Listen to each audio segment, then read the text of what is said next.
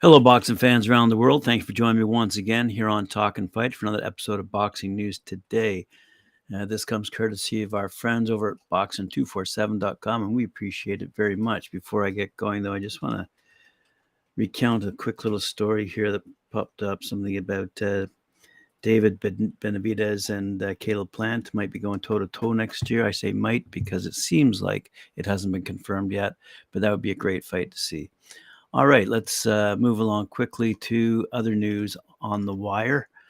We see that according to the data, with the Fury and Chisora fight less than a month away, boxing fans around the world are beginning to feel the excitement and are voicing their opinions on the fight over all social media. To discover what people think about the fight, Gambling.com decided to utilize the social listening tool Linkfluence to analyze online sentiment data to reveal what people on the internet think about the fight as a whole, and also the fighters themselves. When it comes to the fight itself, the data reveals an overwhelming negative opinion, with online posts that involve Fury versus Chisora being negative 23% of the time, while just 8% of them are positive. Just a quick little summary. Here's the online sentiment data for the individual fighters that are confirmed to be on the card. Let's have a quick look here. Tyson Fury, positive sentiment, 15%. Negative sentiment, 12%. Derek Chisora, positive 10%. Negative 16%. Daniel Dubois, pretty well even Steven here. Positive sentiment, 22%. Negative sentiment, 21%. And Kevin Lerena, 13% positive, 27% negative.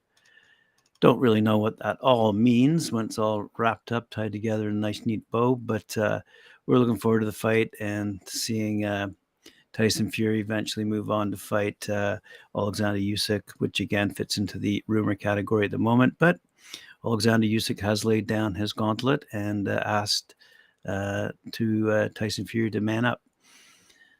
Speaking of man up, welterweight superstar and current pound-for-pound king Terence Bud Crawford, right, undefeated, will make his triumphant return to the ring when he battles WBO number 6 ranked David Avanesyan. He's 29-3-1, by the way, 17 knockouts at the CHI Health Center in Omaha, Nebraska. That's going to be fought on December 10th of this year, and the 12-round bout will air live on BLK Prime PPV. Obviously, Crawford's WBO welterweight title is on the line. Tickets on sale, yada, yada. And said Crawford, we have seen player empowerment movements in other sports, and now we're starting to see it in boxing. I've taken control of my career, and my December 10th fight at BLK Prime is the start of my next chapter.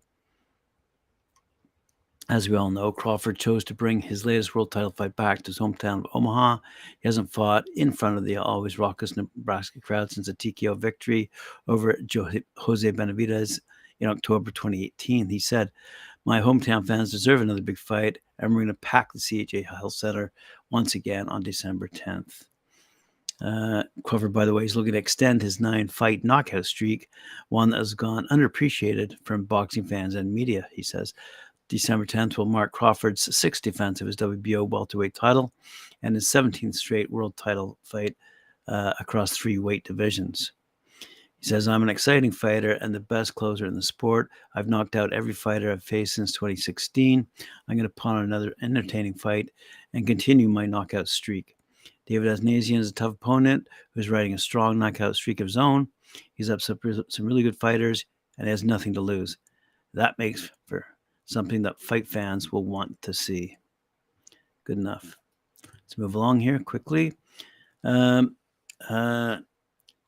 What a knockout, I might add. But it ended up with the person being knocked out, ending up in hospital in an induced coma. The story reads, Minneapolis adopted son and rising phenom David Morrell Jr. showed flashes of his superstar potential, bloodying and battering mandatory challenger Huertes Bernoulli over 12 rounds before closing the show in emphatic fashion to defend his WBA super middleweight title via knockout in the main event of the Action Live shown on Showtime from the Armory in Minneapolis, Minnesota. And that was a BBC Premier Boxing Champions event. Without knowing, I don't think, that his opponent was in hospital, he said, this is Dave Morrell Jr. said, "Thank you, everybody in Minnesota, for coming out to support me. Thank you to my family, my team, everybody. I'm so excited. I told everyone at the press conference that the fight is mine. I saw he was hurt at that moment, and then the results came in. The knockdown came. A knockout is a knockout. So if it's in the 8th or 12th round, it's a knockout anyway." At the time, he was ahead 110-99 twice and 108-101 entering the final round. So Morrell, who's now 8-0 with 7 knockouts, wasn't satisfied with just winning on the scorecards as he pressed to extend his 4-fight knockout streak and put an exclamation mark on his performance. So with just 40 seconds left in the fight, Morrell did exactly that. The 24-year-old Cuban, who now lives and fights out of Minneapolis, flattened Bernoulli, who's now 16-1, by the way, with a straight left hand followed by a right hook, sending the lively crowd at the Armory into a frenzy. It was the second time in the round that Bernoulli was dropped after a straight left hand sent him to canvas for the third time in his career. So let's hope that he gets better anyway and gets out of hospital soon. Because it does mention here that he was taken to the Hennepin County Medical Center for evaluation. And as we later learned on, as the evening progressed, he was actually put into an induced coma. In the co-main event, late replacement Brian Mendoza, 21-2, seized his opportunity and delivered a stunning 5th-round knockout over former unified world champion Jason Rosario in a performance that Mendoza described as career-altering. The 27-year-old Rosario announced his retirement following the fight. So that was a quick one.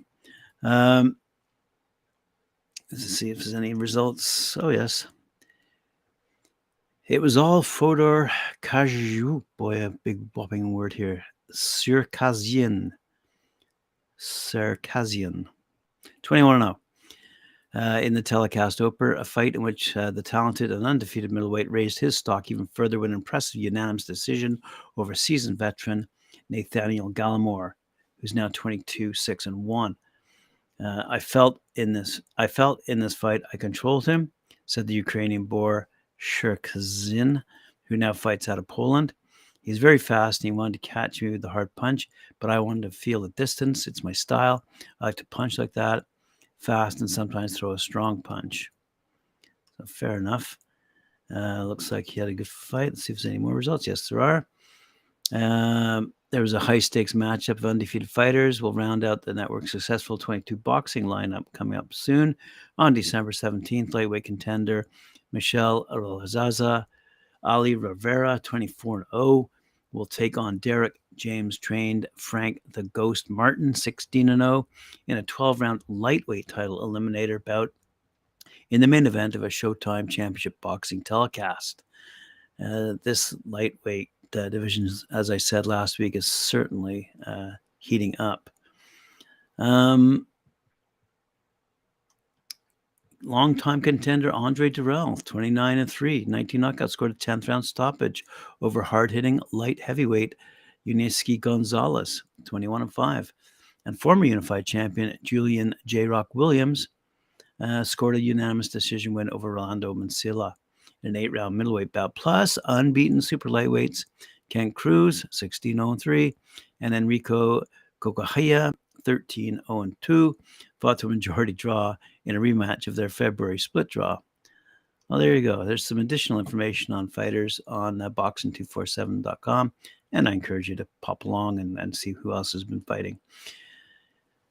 I will take a look now at Abu Dhabi and a look at the Dimitri Bivol and his fight.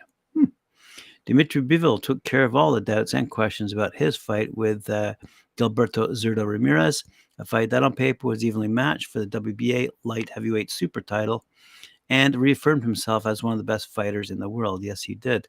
Bival outboxed and dominated Zurdo in every aspect of the bout to end up winning on the judges' scorecards as evidence of the reigning champion's dominance.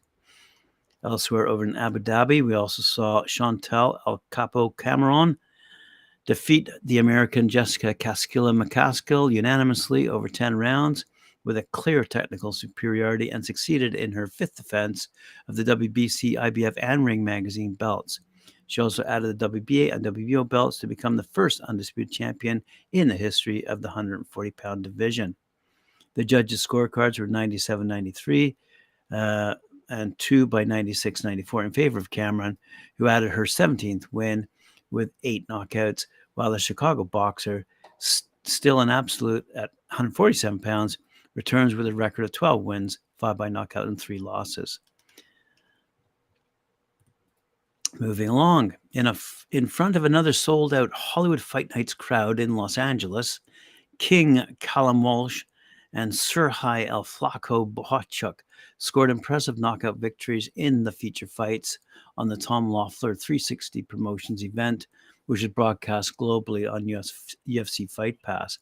The 21-year-old fast-rising Walsh improved to 5-0 with 4 knockouts, stopping Delon Parsley using his full arsenal of power shots. Walsh dropped Parsley in the first and second rounds prior to knockout victory being declared. World-ranked super welterweight Bohachuk, 21-1, 21 knockouts, continued his run of outstanding knockouts, stopping Aaron Coley in the second round. The victory earned the hard-hitting Ukrainian the vacant WBC Continental Americas title. Bohachuk wore down Coley with his trademark aggressive pressure from the opening bell and proudly displayed the flag of Ukraine in the ring following his win as a tribute to his countrymen affected by the ongoing war. Local favorite, Omar Conde Trinidad, 10-0-1, 8 knockouts, continued his impressive winning ways with a second-round stoppage of Jose Garcia, 13-3-3, in a scheduled 6-round featherweight fight. In a hotly contested super flyweight battle, Daniel Chucky Barrera of Riverside, California, and Isaac Little Devil Alguino, sorry about that, 3-1-1, out of Pomona,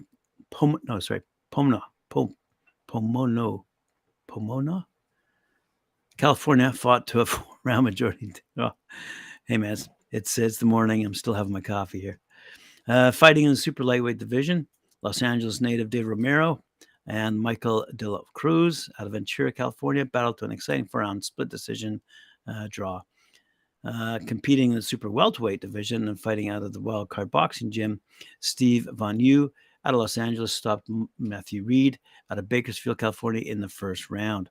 Opening the show with fireworks, super flyweight female debuters Gloria Munguia, 1-0 out of Los Angeles, and Joanne Espinoza of Long Beach fought in an action-packed bout over 4 scheduled rounds. Scores at the end of the bout were for Munguia by majority decision, 39-37, 39-37, 38-38. Congratulations to that young lady, and we look to see more of her in the future for sure.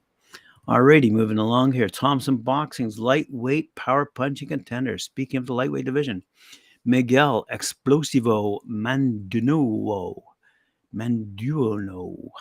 28-1, got back in the world title picture after scoring a knockout over Juan Huertes, 16-4-1, by the way, 12 knockouts, at the White Sands Event Center in Plant City, Florida. The scheduled 10-round bout serves as a co-main event on the Pro Box Last Chance tournament.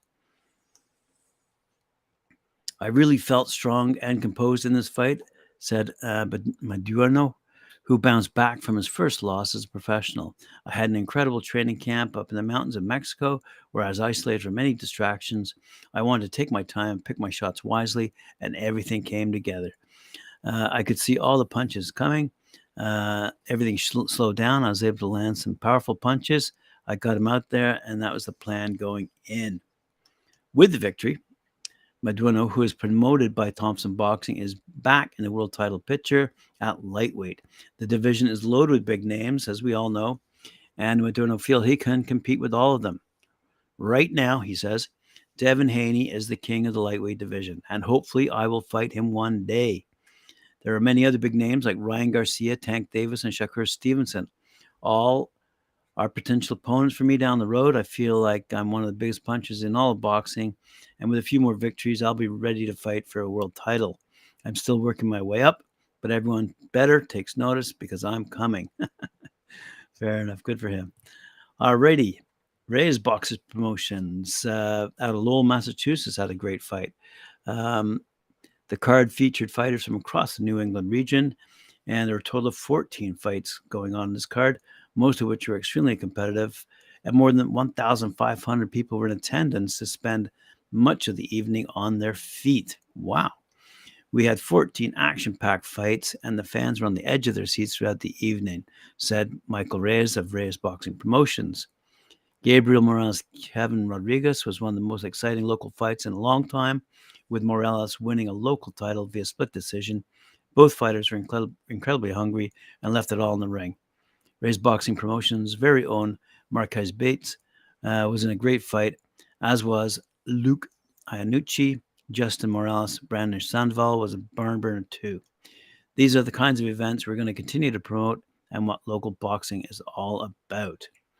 RaiseBoxing's next card takes place December 10th, and he says additional details will be forthcoming.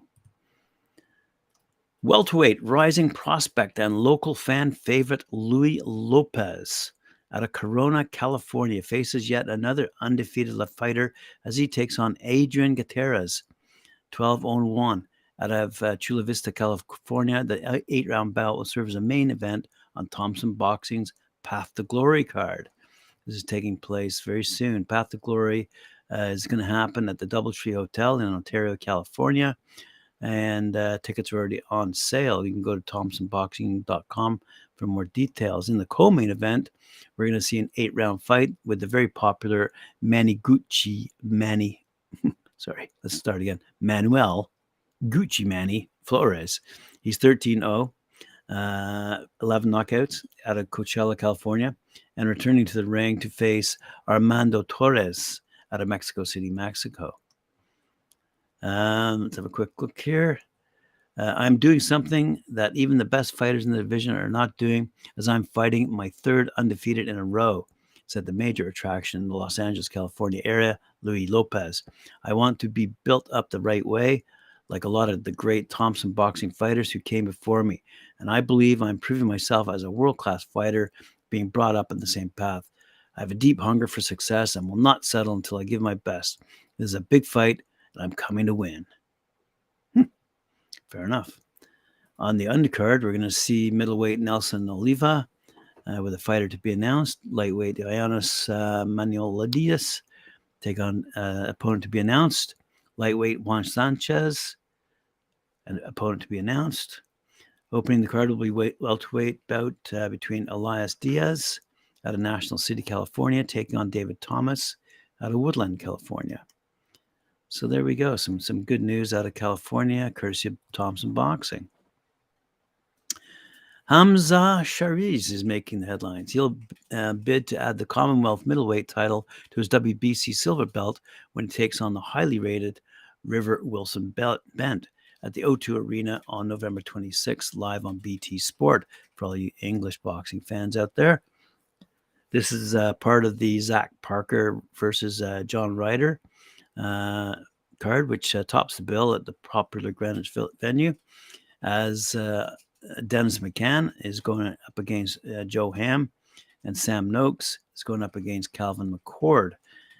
And we see that Shiraz 16-0, 12 knockouts, will be making his first defense of his WBC silver title. He won last time out by defeating Francisco Emmanuel Torres versus via a 5th-round stoppage. He previously won the WBC International Silver title with a defeat of Jez Smith, and is a former holder of the WBO European title at super welterweight. Wilson Bent, for his part, he's 13-1-1, enjoyed a perfect run in the professional ranks until coming up against forthcoming British title challenger Tyler Denny. So it's good to see the O2. I'm sure the O2 is going to be packed for that event. As I said, headlined by Zach Parker and John Ryder. But speaking of Sam Noakes, he himself is back in search of a perfect 10 when he makes his return to the O2 on that card after making his recovery from a broken thumb. Thrill a minute lightweight.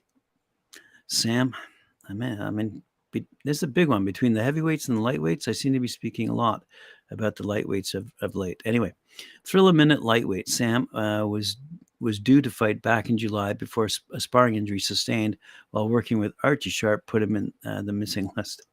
On the missing list, that's funny. Sorry.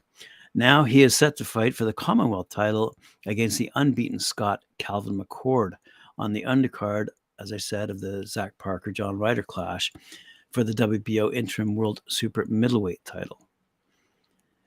Said Noakes, camp was going well, and I was sparring Archie. I think it was in the 7th or 8th round, right at the end, and I switched through, misjudged the distance, and hit him on top of the head. I thought, that hurt. Then I carried on, hit a few jabs, and it was still hurting. So I stopped, and they took my hand out of the glove, and my thumb was wedged underneath. Youch. I went to the hospital, and after the x-ray, she called me straight in. I thought, this ain't good, because normally you're just sat there, and it's not urgent, and they just leave you there. I had snapped it with a clean break. Wow. At least you know where you stand with a clean break. It is sweet now, but it was a pain in the arse at the time, and I wasn't very happy. So I've been out for 8 months, and an old has-been now, all forgotten about. Well, he's got a sense of humor, I must say. I've fallen on my feet here, though, having a Commonwealth title, so I'm happy with that. He resisted the temptation of becoming a couch potato during his absence and hit the road to keep in trim. As soon as I got solid cast on, I was running straight away. If I had sat about eating when I came back, I would be a middleweight. So I kept ticking over. I was lucky to have only on for about 4 weeks. When it came off, I was pushing weights, and I was just happy to be back in the gym.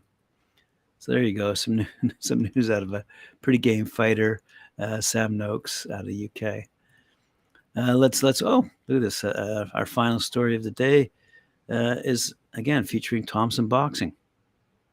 Thompson Boxing undefeated lightweight star Ruben Ace Torres, 19-0, 16 knockouts. He's coming out of South Central Los Angeles. Is back in action in the end of November when he steps in the ring with Eduardo Estella, 13-1, 9 knockouts. He's coming out of Uruguay. The fight is being presented by Marv Nation and produced by Legends Entertainment. The Torres versus Estella fight is a Schedule 8 rounder. It will take place at the War Grounds, Dignity Health Sports Park in Carson City, California. The main event will showcase Jose Chon Zepeda, 35-2. Wow. Out of La Puente, California, versus number 2 ranked former world champion Regis Ragaru Prograis, 27-1 out of New Orleans for the vacant WBC super lightweight world title. Wow, good for him. So Torres said, this is a big fight for me, and I plan to take full advantage of the opportunity. I know Estella is hungry to make a name for himself, so I'm well aware of the task at hand. I must dictate the action from the opening bell. At this point in my career, every fight is light for death. This will be my first time fighting outside of my Thompson boxing family, and I'm going to represent my promoter with a great performance. Torres' knockout, by the way, of Christian Baez in his last fight went viral, and he hopes to build on that momentum. Torres has knocked out 9 of his last 10 opponents. Wow. He said, I feel my powers improved with each fight as I'm getting more confident sitting on my punches. Every day I train, I'm working on the same aspect of throwing a power punch. All the hard work will be on display at the next fight. Making his USA debut, Eduardo Estella has nothing to lose and promises to bring forth an entertaining fight. He believes Torres is not on his level and plans to upset him in his hometown. Gutsy. Let's see what he says. I saw a lot of weaknesses in Torres when he fought Baez, states Estella. I have confidence in my ability to execute the game plan with my trainer put together, and this will be the first time I'll be fighting in the United States, so this is my chance to prove to the world that I'm an elite fighter. A victory will catapult me to bigger fights down the road. I will not let this opportunity pass me by. I'm fighting for all my countrymen back home, Torres is in for a rude awakening. Woohoo! Good stuff. All right, fight fans, thanks for joining me. Hey, Carl, how you doing? Appreciate it. Remember to let's see what you're having to say here. Just bounced into the comment section. Another, yes. Our girl Cameron did very well. World is North American. But hey, just you. I'm telling you, just you wait. Big baby Jared Anderson. He's coming up soon. Yeah, he's. I think he's got a fight in December. Check him out. Trust me on this one. Who's Neil Marsh David? AVA manager now on channel.